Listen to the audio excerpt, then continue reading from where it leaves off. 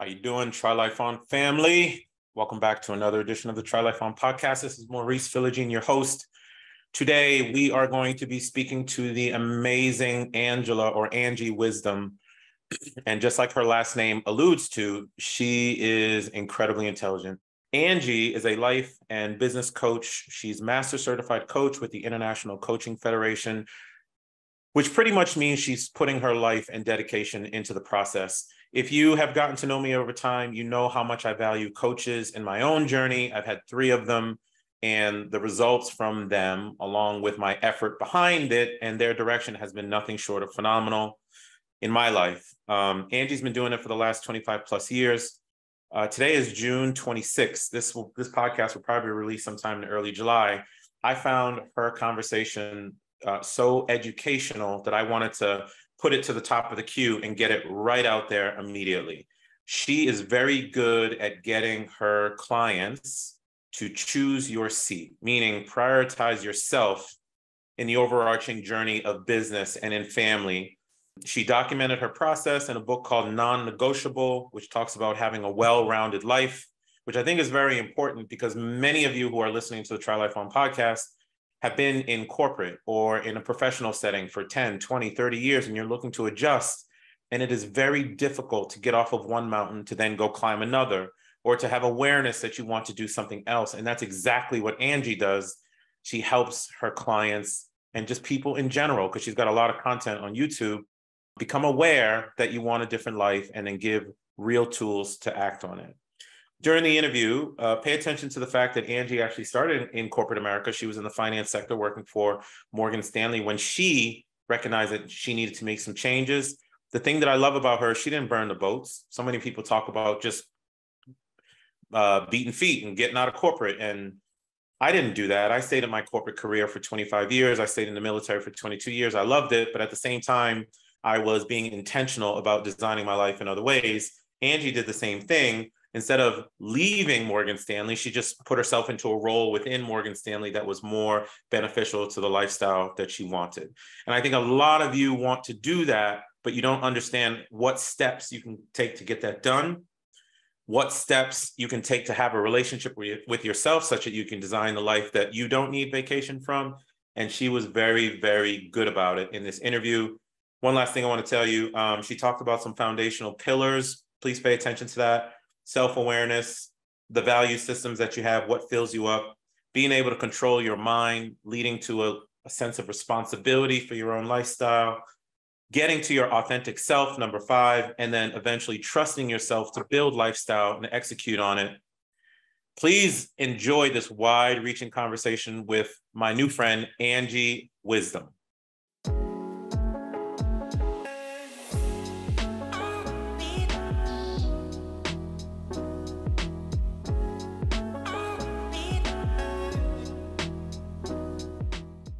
Miss Angie Wisdom, welcome to the Try Life On podcast. How are you? I'm doing fantastic. Thanks so much for having me. Oh my God, it's a pleasure. And just before we started chatting, I'll just go right to it. I know that you are getting into a book, and I think you had a book launch, but can you just talk to me a little bit about the book? I did. Just launched on June 15th. Super exciting. And it was really fun. And it's been a project of mine for 2 years. I sit down with people just like you, and there's only so many spaces you can have for people. So I really wanted to be able to give what I give to my clients, out to everybody. So it was really fun to write the book, to publish it, to celebrate it with everybody. And it's all about, creating that version of yourself that's truly capable beyond what you believe that can create the life that you want. That is awesome. That's awesome. And that's 100% what the podcast is about and why I was so fortunate to get you on. Can you just give the Try Life On audience a little background on who you are and what you do to help people try life on in their own way? Absolutely. I very much believe that, society grooms us to act a certain way, to show up a certain way, to get on that hamster wheel of life. And it's my mission to get people off of that wheel and creating the life that they want and accomplishing what they want. And I do that through being a master certified coach with the ICF, being an author, a keynote speaker, podcast host, just any way that I can share my wisdom through my own experiences of life, as well as those are the thousands of clients that I've helped, and getting them to realize, like, how do you start to see things differently and kind of break that norm that society wants you to walk down and do it differently, kind of like you say, try life on, but let's figure out what you want, what fills your cup, and start working from that perspective. Yeah, for sure. I'm curious how people finally make the decision to get help from a coach like yourself. What are some of the reservations that they express, or the reservations that you see in them before they come to you? Because that's the thing, especially for someone, let's say for someone who's been a professional, they have climbed, let's say, the ladder for 20 years, they're kind of sitting at a pinnacle, but they're not feeling great about how life is on a day-to-day basis with what they're doing. How do you help people finally make the jump to get help from an expert such as yourself? I think people come to that breaking point on their own where they're just tired, like they have given so much, they've worked so hard, they've tried so many things, and still nothing is filling them up. I get several clients, and they're high achievers, and they have a lot of things, right? Materialistic things, and maybe they've gotten all these things that they thought would make them happy, and they're like, this is not what I thought life was supposed to be. Like, do I seriously just keep doing this, every single day for the next 40 years or so? So I think they come to their own breaking point, and that's when they start to seek out, a coach and say, what am I doing wrong? Why is it that I think I've done everything I should be doing, but I'm still not happy? Like, and they hate to say it. I feel like that's what holds them back, is they hate to admit that, because there's a sense of almost being ungrateful. Like, I'm so blessed, I have all these things. How dare I say that I'm not truly fulfilled? Right. And so we've got to break through that piece of it to really say, look, you can be grateful and still want something different, all in the same space. Right. Doesn't mean that you're not grateful. So, I think that's a big hurdle to get over. And then, really them deciding, like, are you seriously going to do the work to change things? Yeah. Because just as we're creatures of habit. And once you do this for so long and you live a certain way, to start digging in and breaking through the stories and the beliefs and doing something different is definitely work. It's definitely work. And one of the things that I say from time to time is the thing that, by the way, if I say anything about corporate, I hate when people crap on corporate. I don't think there's anything wrong with corporate or any career. Yeah. I think there's something wrong with the way people leverage it and the way people go about it. Especially at the firm. So I worked at a global consulting firm for 25 years. I was generally happy. It wasn't my purpose, but the career was purposeful, and that it paid me well, and I was building skills and what have you. And one of the things that bothered me about it so much is you could easily see that there were people in there who were defaulting to it, and they were giving 20 to 30 years of their life away for a mission that they really didn't resonate with or didn't make them feel good on a day-to-day basis. Is there something that you suggest to people, or how do you even have conversations with people about, is that job or is that career really where you want to be, especially after they've been there for so long? That feels to me to be the hardest thing for people to do, is to detach from something that they've been doing over and over and over again. And I'm wondering how you as a coach help them get to that realization. Yeah, values are huge for me. It's one of the first thing I work on with my clients is like, what do you value? What fills you up? Because we lose a sense of that as we grow and we develop. We, prioritize other people. We prioritize jobs. So what we once loved and knew, we kind of pushed out. And so that's a great starting place, because many people value stability and security. It's a little bit of human nature, to not want to have that variation and uncertainty in your life. And I think that's what gets people stuck there. So they want the stability and the security. They're terrified to give that up. But once they realize, like, okay, this is why I'm here, because it's stable and it's secure, but we can create that stability and security somewhere else. I think that opens up, the opportunity for them. They realize like, oh, this is why I'm here. But that's the big question. We have to get to them first and say, well, what keeps you here every single day? What's great about this job? And then when they name these things that maybe stability and security, maybe recognition, but so many other things are missing, we can start to go, okay, well, here's why you're here. Now let's find another career path for you that has those things in addition to everything else that matters to you.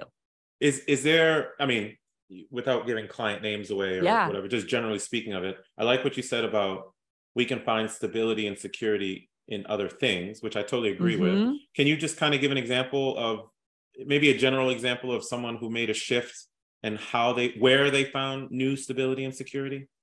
Absolutely. And it was actually the reverse. I have a client and she was in the pharmaceutical industry and she worked for a company where she had a lot of time freedom. It was a smaller company, so she had a lot of time freedom and flexibility, but she was missing all these other things. She didn't get recognition. She didn't get acknowledgement. She didn't have opportunity for growth, like financial freedom, all these other pieces, but she loved so much that she had time freedom and this, ability to do her own schedule that she stayed stuck there, even though she was so unhappy.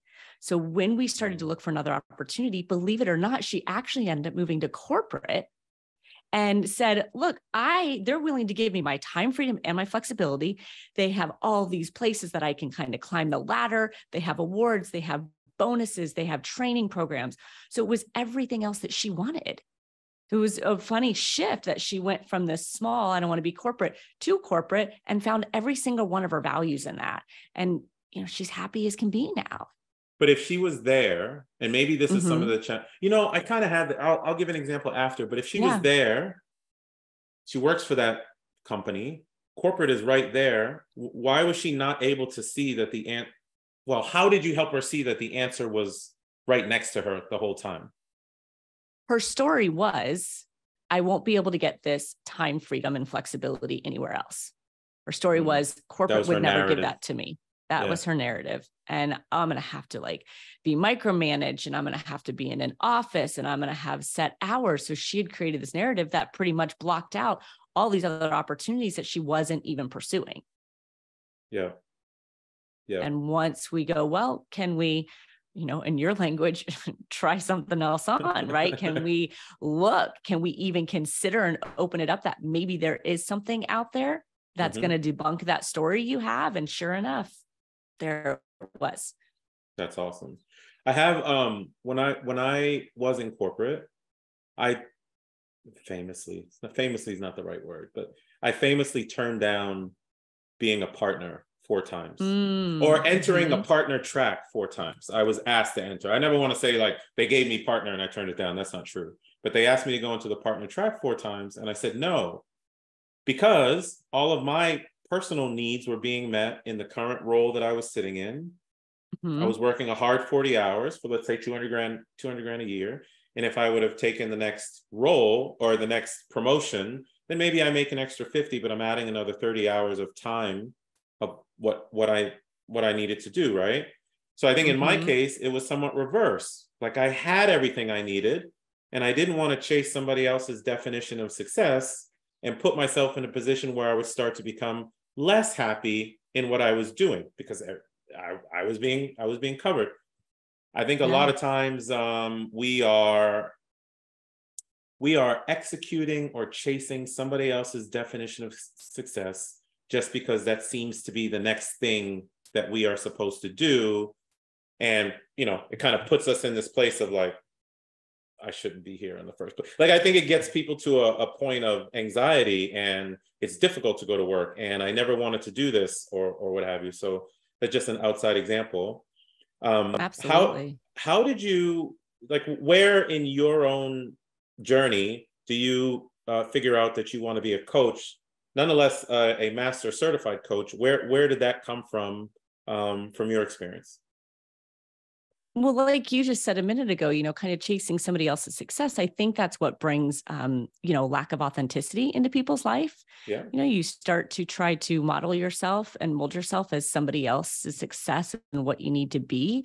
And I was kind of going through that. I was working at an investment firm, Morgan Stanley, and I always joke about how, I got the job not necessarily qualified. I was just a good salesperson, and I harassed the manager until he gave me an opportunity because I told him he'd regret it if he didn't. Right.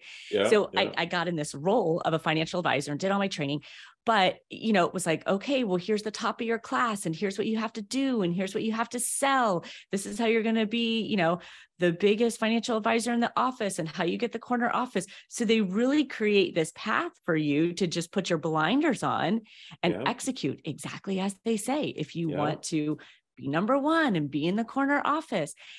And I realized I was doing that, I was an executor and I was having great success, but it was this awareness that went off that was like, every day I'm trying to figure out what I'm supposed to say, how I'm supposed to look, what I'm supposed to show up as, in front of all these people every day. I was a chameleon.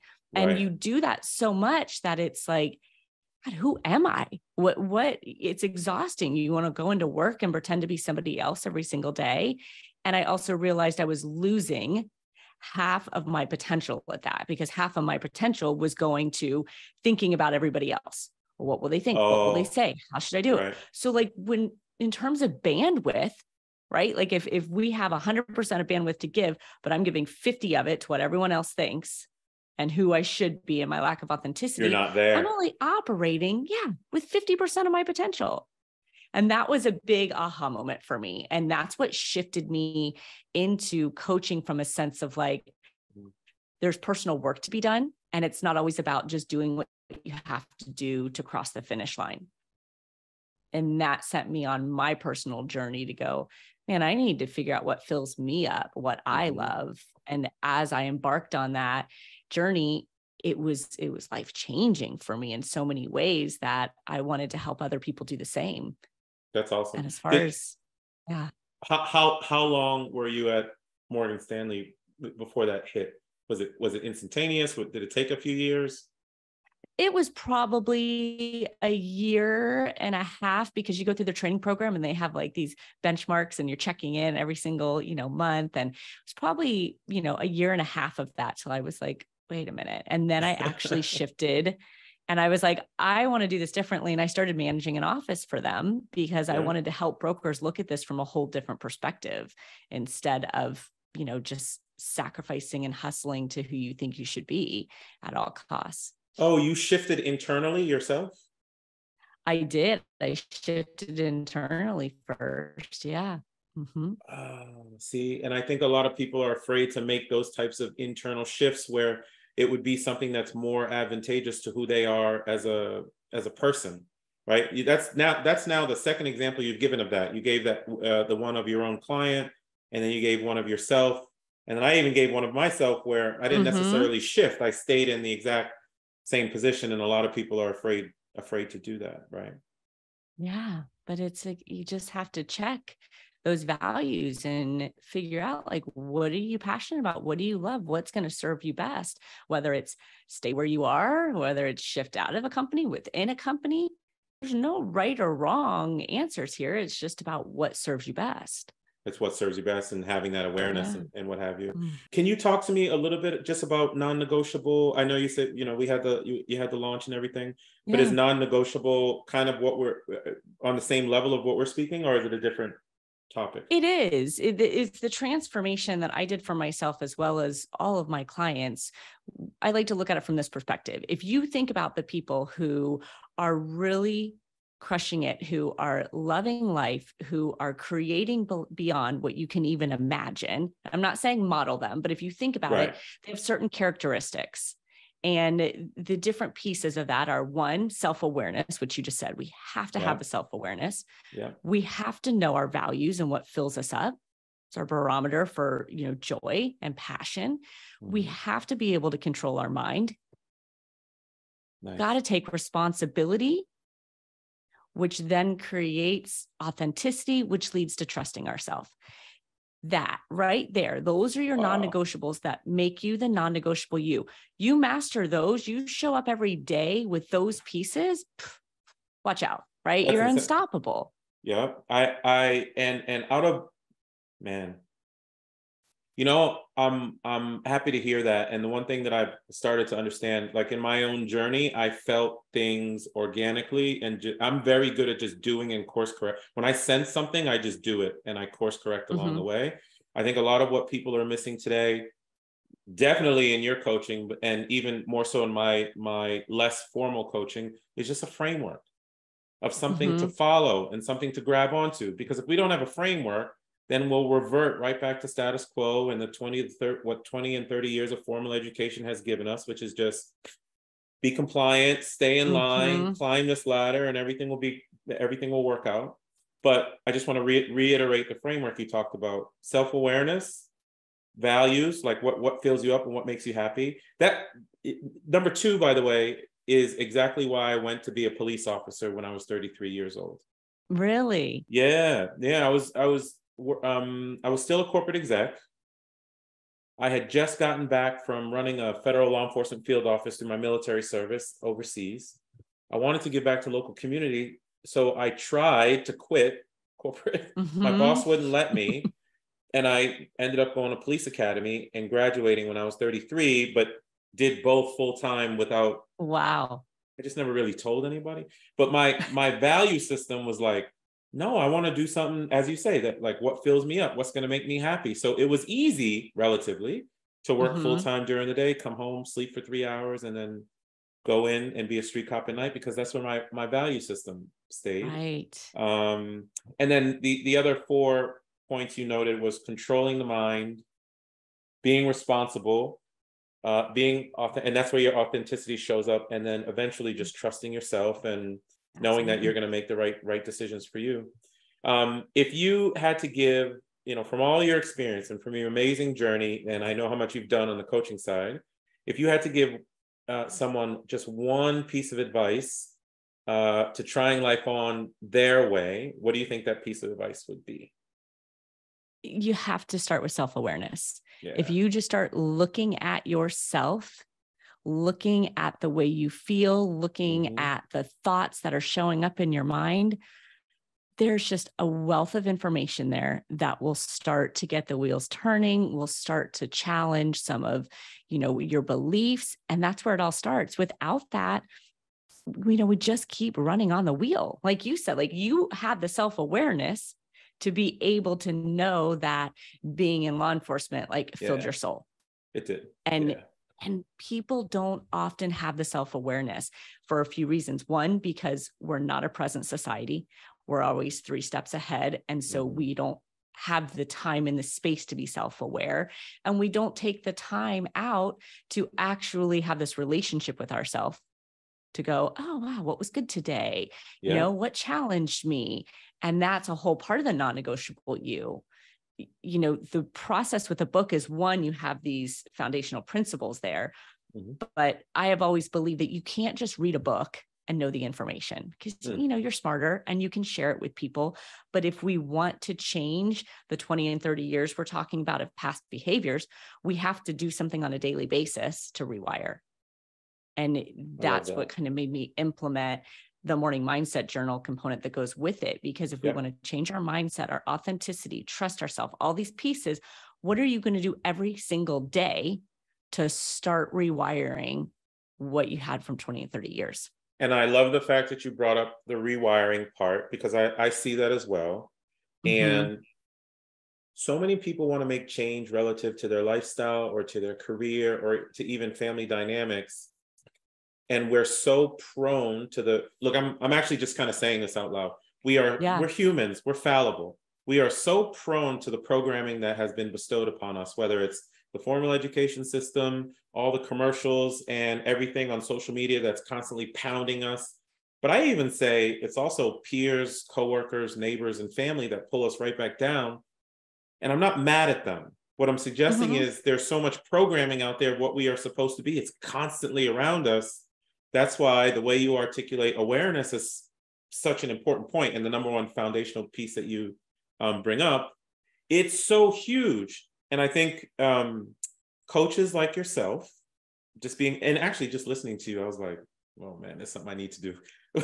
I'll tell you when we get offline. Okay. But coaches like yourself are so valuable. They're so valuable because they help people. You guys help people find that self-awareness and act on it. It's hard. And I don't care if you've been the CEO of a company or you're the mom of 8 kids and you've been crushing it, or you're a general in the military. Mm-hmm. We are so fallible that sometimes we need support. And that's why coaches are so important. And I will say this, because I think it's important to say, we will go out and spend $100,000 for a paper degree in a formal institution, but we won't go spend $20, $30, $40, or $50,000 with an amazing person like yourself who's skilled in making us the best version of what we were intended to be on this planet. And I think that's a shame.